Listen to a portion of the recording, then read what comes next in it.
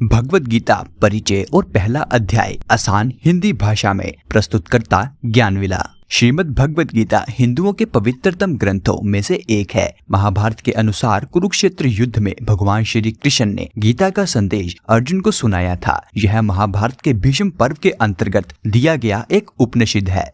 भगवत गीता विश्व विख्यात महाकाव्य महाभारत का एक महत्वपूर्ण अंग है। भगवत गीता में 18 अध्याय और 700 श्लोक हैं, जिन्हें रोजमर्रा की जिंदगी में समझना थोड़ा मुश्किल है। इसलिए ज्ञानविला प्रस्तुत करता है आसान हिंदी भाषा में भगवत गीता का परिचय और पहला अध्याय। गीता की पृष्ठभूमि पांडवों और कौरवों के बीच हुआ आज तक का सबसे घमासान महाभारत का युद्ध था। धृतराष्ट्र के सबसे बड़े पुत्र दुर्योधन ने पांडवों को उनका अधिकार क्षेत्र देने से मना कर दिया था। पांडवों ने अपना अधिकार वापस पाने के लिए कई यत्न किए, यहाँ तक कि स्वयं भगवान श्री कृष्ण को भी कौरवों के पास शांति दूत बनाकर भेजा। लेकिन अपनी ताकत के अहंकार में दुर्योधन ने एक ना मानी और अंत में युद्ध ही एकमात्र रास्ता बचा था, जो कि पांडवों को उनका गौरव और सम्मान वापस दिला सकता था। आखिरकार पांडवों ने कौरवों के साथ युद्ध करना ही उचित समझा। युद्ध के मैदान में दोनों पांडव और कौरव सेना युद्ध के लिए इकट्ठी हुई। सभी को यह विश्वास था कि पांडवों को यह युद्ध केवल और केवल इस विश्व के सबसे ताकतवर धनुर्धर अर्जुन ही जितवा सकते हैं। इस महाभयानक युद्ध में भगवान श्री कृष्ण स्वयं अर्जुन के सारथी यानी रथ चालक बने और श्री हनुमान जी उनके रथ पर ध्वजा के रूप में विराजमान हुए।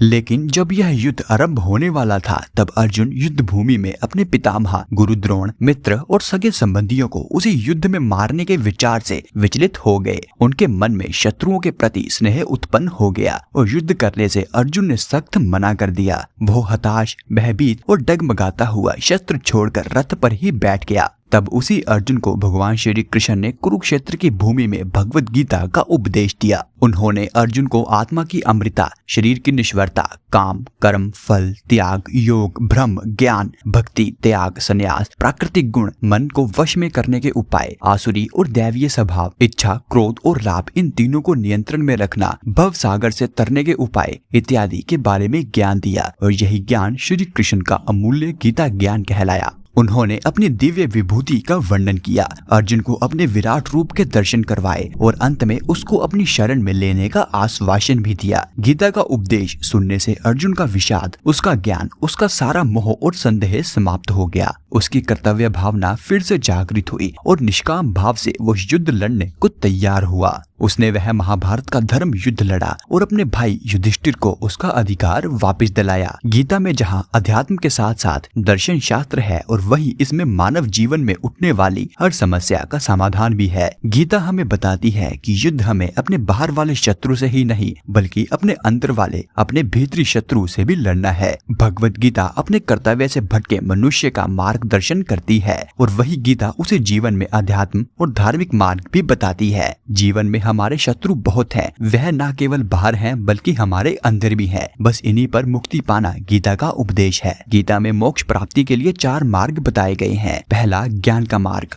दूसरा कर्म का मार्ग, तीसरा ध्यान का मार्ग और अंतिम भक्ति का मार्ग। यही 4 मार्ग इस उलझनों भरे भव सागर से निकलने के रास्ते हैं। तो चलिए इसी के साथ शुरू करते हैं भगवत गीता का पहला अध्याय। युद्ध का पहला अध्याय युद्ध क्षेत्र और अर्जुन की मनोस्थिति को दर्शाता है।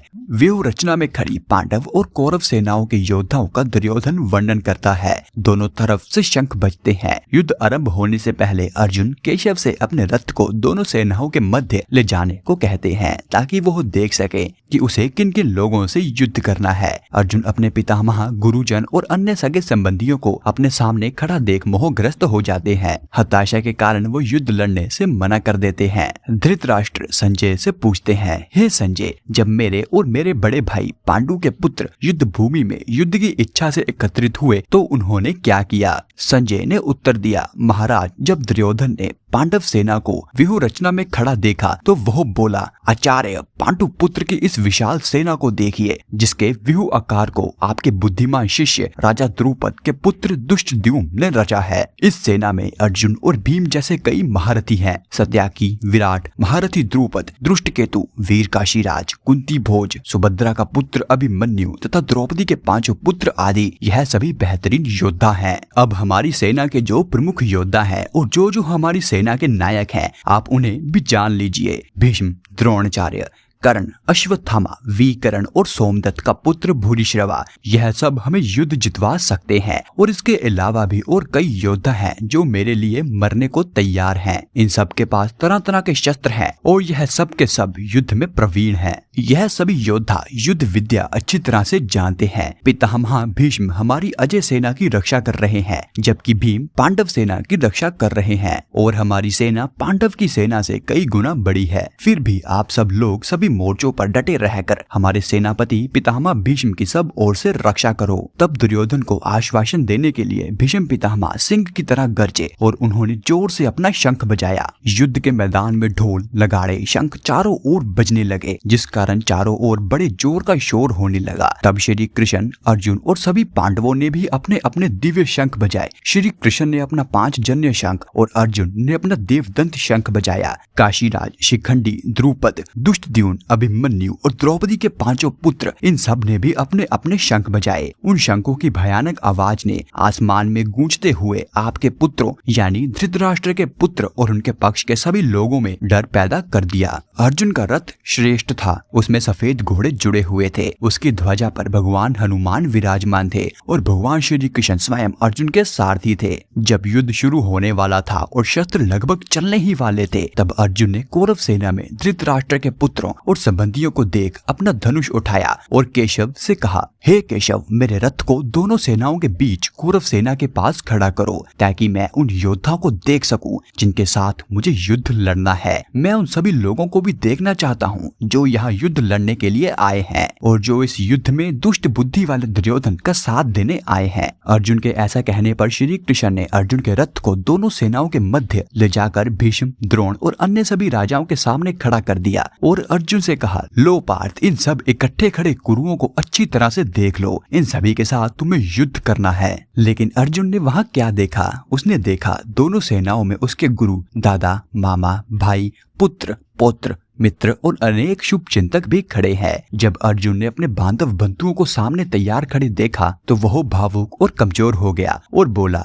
हे केशव, युद्ध की इच्छा रखने वाले इन मित्रों और संबंधियों को देखकर मेरे अंग ढीले पड़ रहे हैं, मेरा मुंह सूख रहा है और मेरे रोंगटे भी खड़े हो रहे हैं। मेरा गांडीव धनुष भी मेरे हाथों से गिर रहा है, मेरी सारी त्वचा जल रही है, मेरा मन चक्कर खा रहा है और मैं खड़ा भी नहीं हो पा रहा हूँ। मैं इस युद्ध में अपने ही सगे संबंधियों को मारने में कोई भलाई नहीं देख पा रहा हूँ। मुझे ना ही लड़ाई चाहिए और ना ही राज्य और ना ही सुख चाहिए। हमें ऐसे राज्य से, ऐसे सुख भोग से, यहाँ तक कि हम जिंदा रहकर भी क्या करेंगे, क्योंकि जिन गुरु, दादा, मामा, पुत्र और पौत्र तथा संबंधियों के लिए राज्य, भोग और सुख चाहते हैं, वह सब तो धन और प्राणों का मोह त्याग कर यह युद्ध में मरने के लिए तैयार खड़े हैं। तीनों लोगों के राज्य के लिए भी मैं इन सब लोगों को मारने के लिए तैयार नहीं हूँ, फिर पृथ्वी के इस छोटे से राज्य के लिए बिल्कुल ही नहीं। फिर चाहे यह सब मुझे ही क्यों न मार डालें। धृतराष्ट्र के इन पुत्रों को मारने से हमें भला क्या सुख मिलेगा? हमें क्या लाभ मिल सकता है? इन दुष्ट लोगों को मारने से हमें केवल पाप ही लगेगा। इसलिए अपने ही संबंधी धृतराष्ट्र के पुत्रों को मारना हमारे लिए उचित नहीं। अपने ही इष्ट बंधुओं को मारकर हम कैसे सुखी रह सकते हैं? यह ठीक है कि इन लोगों के मन में लोभ लालच भरा है, इसलिए यह सब ना तो परिवार का विनाश और ना ही मित्रों से विद्रोह करने के पाप को देख पा रहे हैं, लेकिन हमें तो युद्ध के कारण होने वाले परिवारों का विनाश साफ साफ दिखाई दे रहा है। इसीलिए हमें तो इस पाप से बचने की ही समझ होनी चाहिए। कुल का विनाश हो जाने पर पुराने चले आ रहे कुल धर्म और विधान दोनों नष्ट हो जाते हैं और इन दोनों के नष्ट हो जाने से परिवार में अधर्म और विनाश के सिवा कुछ बाकी नहीं रहता।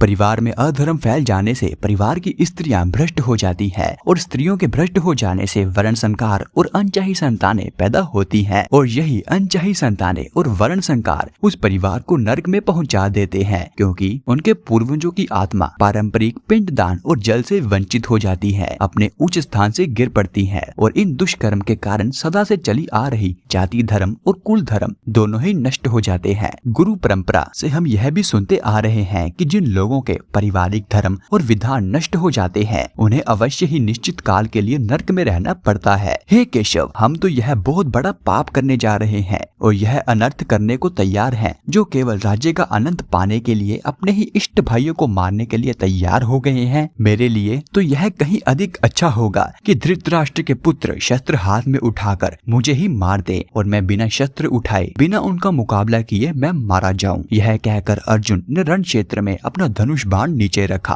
और निराश्चित होकर रथ पर बैठ गया। इसी के साथ भगवत गीता का पहला अध्याय खत्म होता है। बाकी के अध्याय भी आपको जल्द ही चैनल पर देखने को मिलेंगे। इसके लिए चैनल सब्सक्राइब जरूर करें ताकि आप अगले अध्याय कभी भी मिस ना कर पाएं। और यदि आप काफी समय बाद यह वीडियो देख रहे हैं तो बाकी के अध्याय आपको हमारे चैनल की भगवत गीता प्लेलिस्ट में मिल जाएंगे। और कमेंट में आपको हमारे द्वारा किया गया यत्न कैसा लगा यह जरूर बताएं। तो मैं मिलूंगा आपको अगले अध्याय में, तब तक के लिए जय श्री कृष्णा।